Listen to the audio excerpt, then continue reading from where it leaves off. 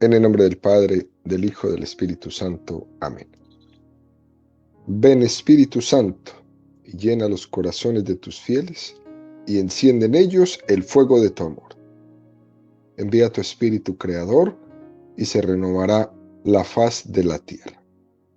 Estamos estudiando el Catecismo de la Iglesia Católica, su primera parte, la profesión de la fe, segunda sesión, la profesión de la fe cristiana, capítulo segundo, creo en Jesucristo, Hijo único de Dios. Artículo quinto, Jesucristo descendió a los infiernos, al tercer día resucitó entre los muertos. Estamos ahora en el párrafo segundo, al tercer día resucitó de entre los muertos.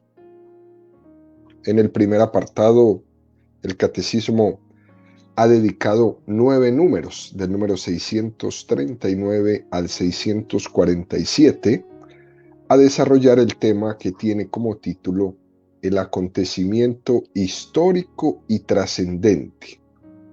El día de hoy vamos a ver en el número 640 cómo es que está el sepulcro vacío, ¿no? En la historia han existido, queridos amigos, muchos errores contrarios a esta afirmación que nos hace hoy el catecismo del por qué el sepulcro está vacío. Vamos a citar 2 errores, ¿no? Hay muchos más, pero centrémonos en 2 errores. Primer error es la afirmación de que Cristo no resucitó porque los apóstoles o discípulos habían robado el cadáver. Mateo 28, 11, 15. Mientras ellas iban, algunos de la guardia fueron a la ciudad a contar a los sumos sacerdotes todo lo que había pasado. Estos, reunidos con los ancianos, celebraron consejo y dieron una buena suma de dinero a los soldados, advirtiéndoles: decid, sus discípulos vinieron de noche y robaron mientras nosotros dormíamos. Y si la cosa llega a oídos del procurador, nosotros les convenceremos y os evitaremos complicaciones. Ellos tomaron el dinero y procedieron según las instrucciones recibidas. Ocurre, queridos amigos, que esta es la versión que los judíos en su mayoría manejan hasta el día de hoy.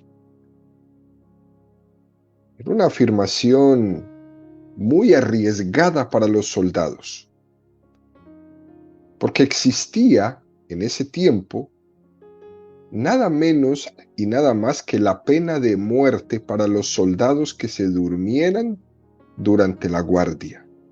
Se estaban jugando con esta afirmación el todo por el todo.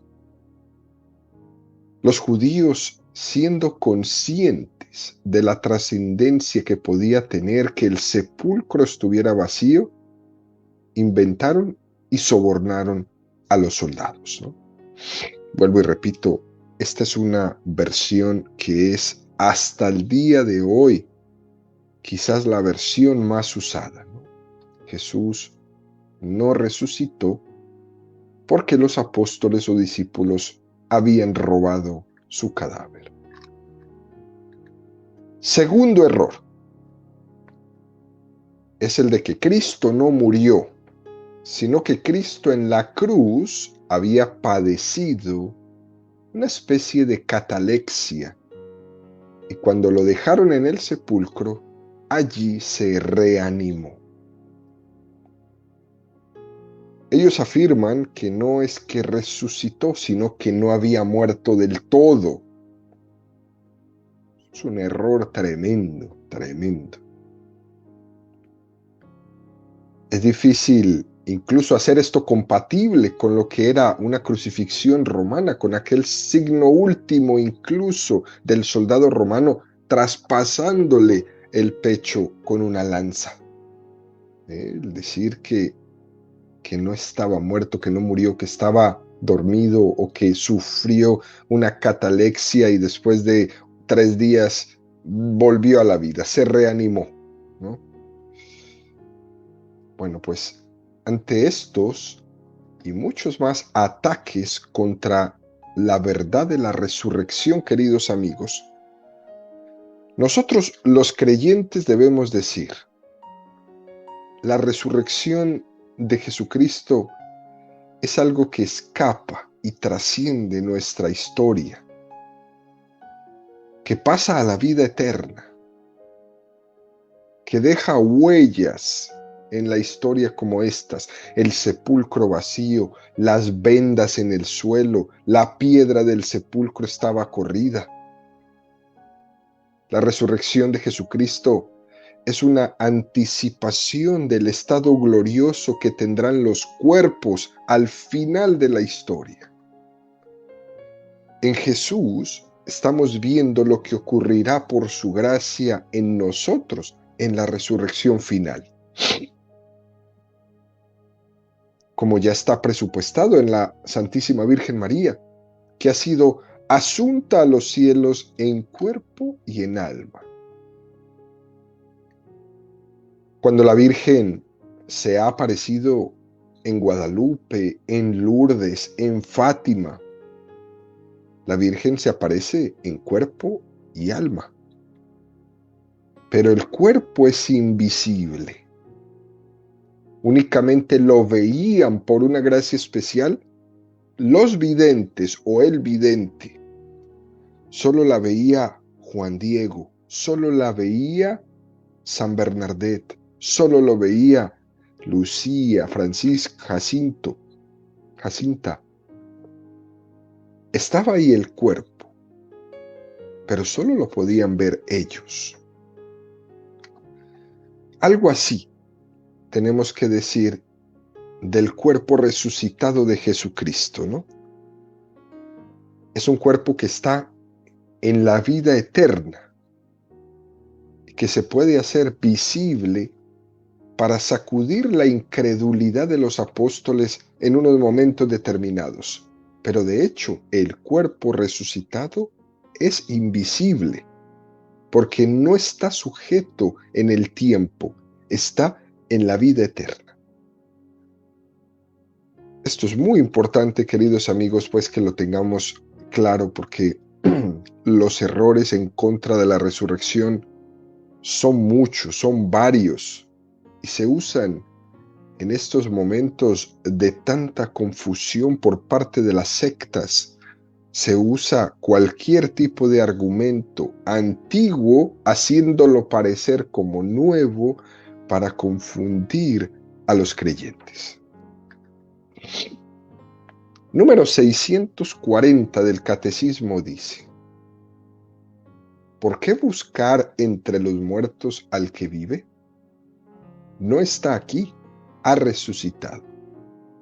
En el marco de los acontecimientos de Pascua, el primer elemento que se encuentra es el sepulcro vacío. No es en sí una prueba directa. La ausencia del cuerpo de Cristo en el sepulcro podría explicarse de otro modo.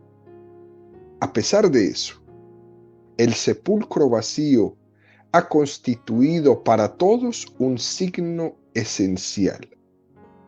Su descubrimiento por los discípulos fue el primer paso para el reconocimiento del hecho de la resurrección. Es el caso en primer lugar de las santas mujeres, después de Pedro, el discípulo que Jesús amaba.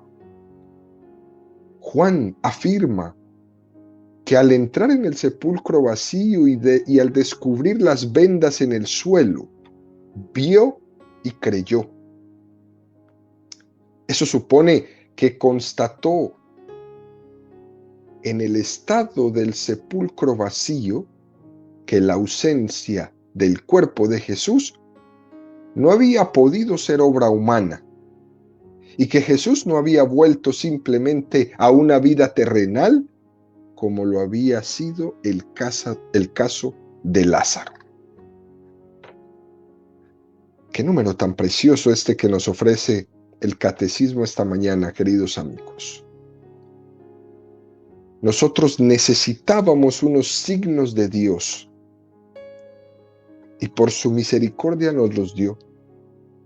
Unos signos visibles, que son el sepulcro vacío, las vendas en el suelo, la piedra del sepulcro corrida, el que le dijera a Tomás: trae tu mano, métela en mi costado, trae tu dedo, mételo. Jesús, por su misericordia, come con ellos en la orilla del lago de Tiberíades, traer un pescado. Él se deja tocar y se deja palpar. Un cuerpo resucitado no necesita comer. De esta manera los apóstoles fueron los primeros testigos de su resurrección. Y por su misericordia nos depuso las dudas de que fuera un fantasma. Era Él, realmente Él. El crucificado había resucitado. Por otra parte, aunque la resurrección es una entrada en la vida eterna, deja unas huellas en la historia. Y es que el cuerpo, al resucitar, al espiritualizarse, deja de estar en el sepulcro. Ni las vendas ni el sudario contienen ya el cuerpo muerto de Cristo. Deja unas huellas, por lo menos huellas de su ausencia. Juan 21:10. El primer día de la semana, va María Magdalena de madrugada al sepulcro cuando todavía estaba oscuro y ve la piedra quitada del sepulcro.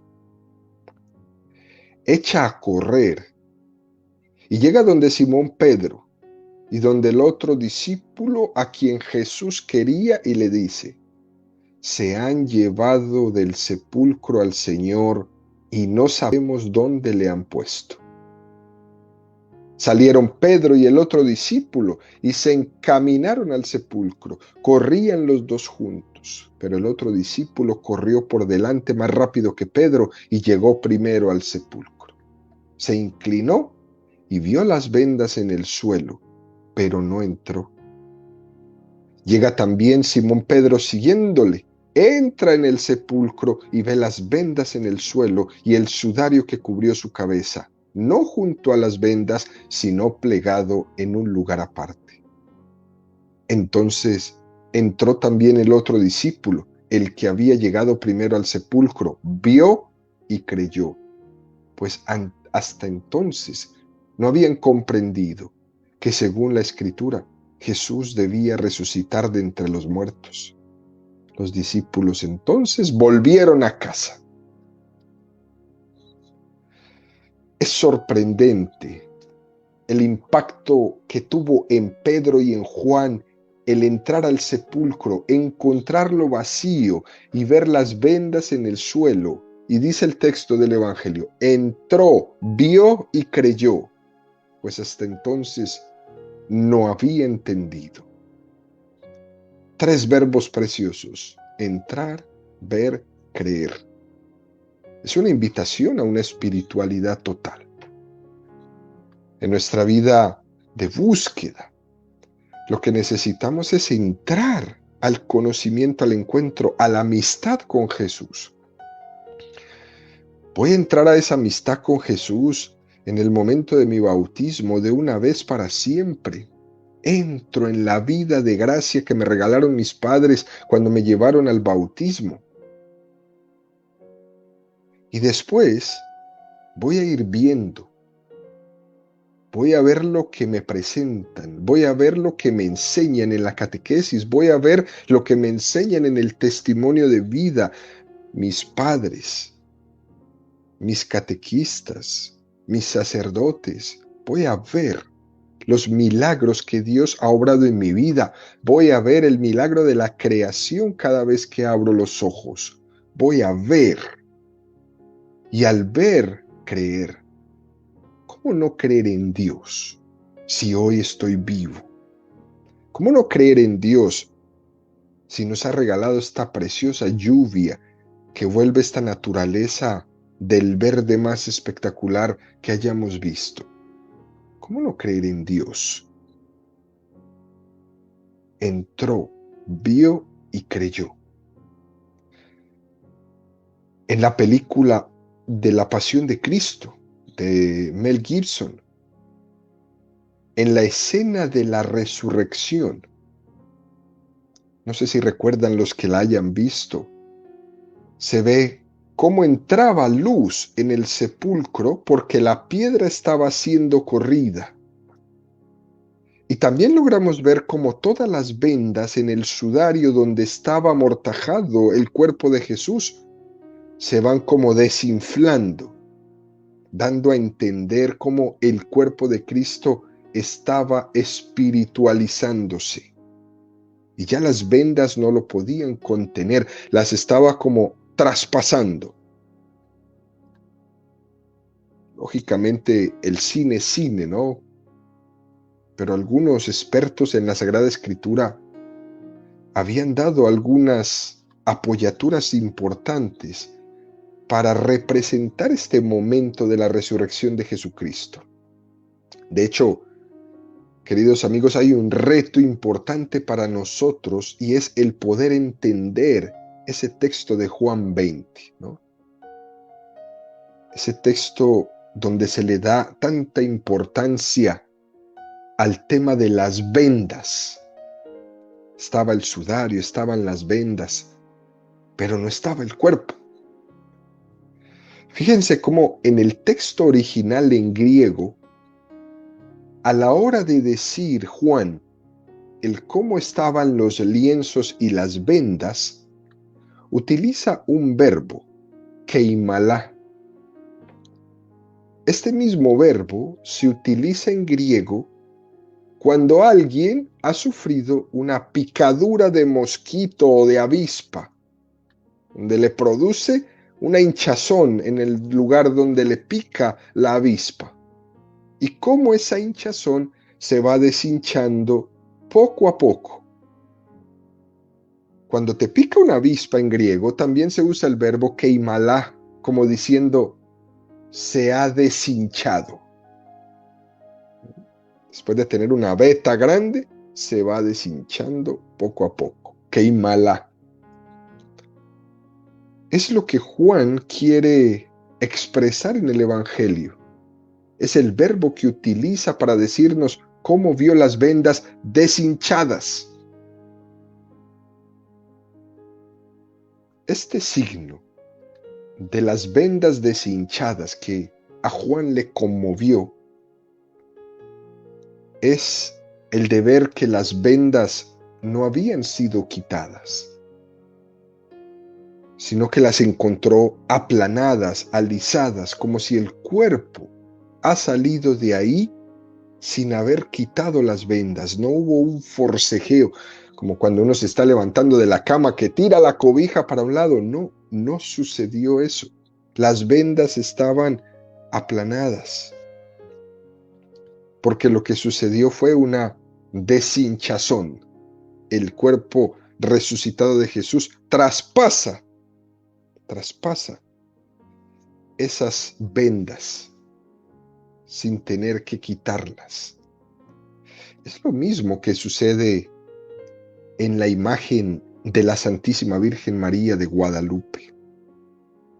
Hay como una especie de traspaso, de impresión de la Virgen en el ayate de Juan Diego. Incluso, lo hemos dicho en algunas catequesis, la Virgen María de Guadalupe está igual por frente que por la parte de atrás.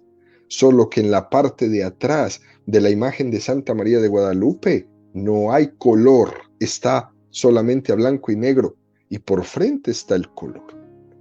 Hay como una especie de traspasar, que es lo mismo que sucede en el sepulcro. A estas imágenes, que son las dos únicas que existen en el mundo, la imagen de Santa María de Guadalupe y la imagen de los vendas del sepulcro, más conocida como la sábana santa, se llaman imágenes aquerotipas, es decir, no hechas por mano humana. Son como impresiones, traspasos que han sucedido, no hecho por mano humana. Esto es muy importante, queridos amigos, porque María de Guadalupe es el inicio de todo y el sepulcro es la omega, listos para la resurrección. Jesús es el alfa y omega, es el alfa en el vientre virginal que nos presenta Santa María de Guadalupe y es la omega envuelta en estas velas, en estas vendas, en este sudario, en esta sábana santa en el sepulcro. No estoy queriendo decir con esto, queridos amigos, que la fe en la resurrección sea fruto de estas huellas, ¿no? Que la fe en la resurrección sea fruto del sepulcro vacío, de las vendas deshinchadas, ¿no? La fe en la resurrección, en última instancia, es un don de Dios. Pero es cierto que la fe tiene sus apoyaturas que son importantes. De hecho, tal y como San Juan lo narra, todo lo que Juan y Pedro ven en el sepulcro es un hecho del que Dios se sirve para sacudir a Pedro y a Juan y para darles el don de la fe en Cristo resucitado. Entró, vio y creyó. Marcos 16, 1, 8. Pasado el sábado, María Magdalena, María la de Santiago y Salomé compraron aromas para ir a embalsamarle. Y muy de madrugada, el primer día de la semana, a la salida del sol, van al sepulcro. Se decían unas a otras: ¿quién nos retirará la piedra de la puerta del sepulcro? Y levantando los ojos, ven que la piedra estaba ya retirada, y eso que era muy grande. Y entrando en el sepulcro, vieron a un joven sentado en el lado derecho, vestido con una túnica blanca, y se asustaron.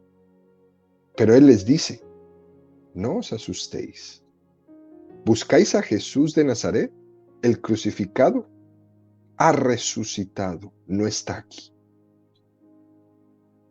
Ved el lugar donde le pusieron. Pero id a decir a sus discípulos y a Pedro que irá delante de vosotros a Galilea. Allí le veréis, como os dijo. Ellas salieron huyendo del sepulcro, pues un gran temblor y espanto se había apoderado de ellas, y no dijeron nada a nadie porque tenían miedo. Fijémonos, queridos amigos, cómo este texto precioso que nos narra el Evangelio de San Marcos tiene unos datos que nos llaman mucho la atención. Primer dato, y es que todos los evangelios ponen como primeros testigos de la resurrección a las mujeres. Fijémonos que los 4 evangelios están escritos por hombres. Este es un dato importantísimo. Hoy en día es uno de los criterios a la hora de fundamentar ante las personas que no creen, o los ateos, o los gnósticos, que les cuesta creer en la historicidad de los evangelios. Este es uno de los datos más importantes. Nos referimos al hecho de que en aquel tiempo, hace 2000 años, la mujer en la cultura judía sufría de una gran discriminación porque era una cultura machista, hasta el punto que el testimonio de la mujer no se consideraba válido. Una mujer no podía testificar. A esto se le llama criterio de historicidad. Si un varón hubiera inventado que Jesús ha resucitado, lo que no se le hubiera ocurrido en aquel tiempo era poner como testigo de ese invento, de esa resurrección inventada, a un grupo de mujeres, porque nadie les iba a creer. El hecho de que los apóstoles dijeran que los primeros testigos fueron un grupo de mujeres solo tiene razón de ser si eso ocurrió así. De otra manera, no tenía ningún sentido tener mujeres como testigos. Si se lo hubieran inventado, hubieran dicho que ellos, los hombres, hubieran sido los primeros en verlo. A este criterio de historicidad, queridos amigos, se le denomina como criterio de discontinuidad.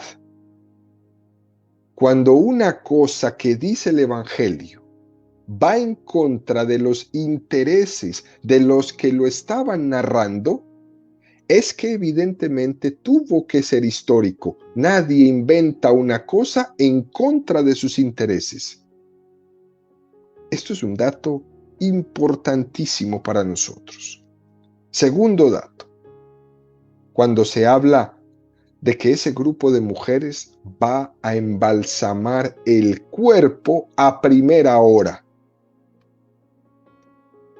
Esto podría parecer contradictorio con lo que dice el Evangelio de San Juan 19, 38, 40.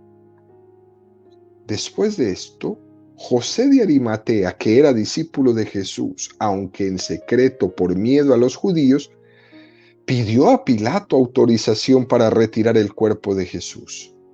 Pilato se lo concedió. Fueron pues y retiraron su cuerpo. Fue también Nicodemo, aquel que anteriormente había ido a verle de noche, con una mezcla de mirra y aloe de unas 100 libras. Tomaron el cuerpo de Jesús y lo envolvieron en vendas con los aromas conforme a la costumbre judía de sepultar. Todo parece indicar que cuando depositan el cuerpo de Jesús en el sepulcro ya no quedaba más tiempo que para hacer el mínimo, porque el Sabbat empezaba al atardecer de ese viernes. De hecho, habían acelerado la muerte de aquellos que habían crucificado, quebrándole las piernas. A los 2 ladrones les quebraron las piernas y asegurándose de que Cristo estaba muerto con la lanza. A partir de las 6 de la tarde del viernes, nadie podía hacer ningún tipo de labor, porque después de las 6 de la tarde ya es sábado. Jesús había muerto a la hora nona, a las 3 de la tarde, la hora nona. En esas 3 horas se hizo todo. Pedir permiso a Pilato, descender el cuerpo de Jesús muerto de la cruz, trasladarlo, ungirlo con esa mezcla que había llevado y después depositarlo en el sepulcro. Todo parece indicar que en esta velocidad no hubo tiempo para terminar debidamente el embalsamiento del cuerpo de Jesús según la costumbre judía.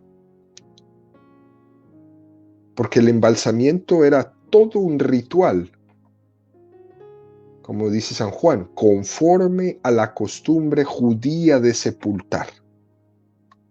De ahí que las mujeres van al sepulcro muy temprano de la mañana, después del Sabbat, Marcos 16:2, y muy de madrugada, el primer día de la semana, a la salida del sol, van al sepulcro para terminar debidamente el embalsamiento.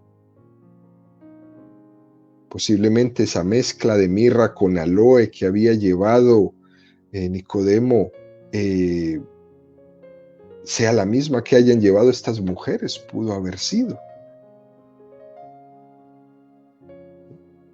Por todo esto, ¿no? Y mucho más, En la resurrección de Jesucristo es más importante lo que no se ve que lo que se ve. Esto para tenerlo presente, queridos amigos, en nuestra vida. San Ignacio de Loyola, en los ejercicios espirituales, reserva una meditación para hablar del encuentro de Jesús resucitado con María, con su madre. Muy bello. Él dice que está interiormente convencido que a la primera persona que Cristo resucitado se apareció no fue a María Magdalena, no fue a Pedro, sino que fue a María su madre. Pero ese encuentro tuvo lugar en la intimidad y no ha quedado registrado en los evangelios, en ninguno. Primero porque no había ningún testigo de ese encuentro, pero también porque era un encuentro íntimo, era un encuentro personal. Lo que nos viene a enseñar San Ignacio es que por sensibilidad de hijo hacia una buena madre que ha visto, que le ha acompañado, que ha sido fiel junto a él en la pasión, que lo había acompañado en la cruz, que había experimentado sus sufrimientos, que había visto la duda de sus apóstoles, que había visto cómo le dejaron solo. Su madre permaneció fiel. Y ahora Jesús, en el momento de su resurrección, quería agradecer a su madre su fidelidad. Y es legítimo, queridos amigos, que pensemos y que incluso podamos creer que el primer encuentro de Jesús resucitado es con su madre. Es el encuentro del hijo con la madre que le dice: madre, gracias por tu fidelidad. Gracias porque has sido un estímulo para mí, para mi entrega en la cruz, para que yo haga la voluntad del Padre, que es mi alimento. Mi alimento es hacer la voluntad del Padre, pero porque tú me has enseñado a hacerlo también. La Virgen Santísima en este momento se merecía este regalo de la consolación de Jesús en el momento de su resurrección, al encontrarse con ella en esa profunda intimidad, en ese silencio que no queda recogido en ningún lugar ni en ninguna parte por ningún testigo. La Virgen María había sido la perfecta maestra de Jesús. Y esto, queridos amigos, en forma de conclusión de esta catequesis, nos llena a nosotros de firme esperanza, de la esperanza de que nosotros podamos tener también ese abrazo de Cristo resucitado en la vida eterna.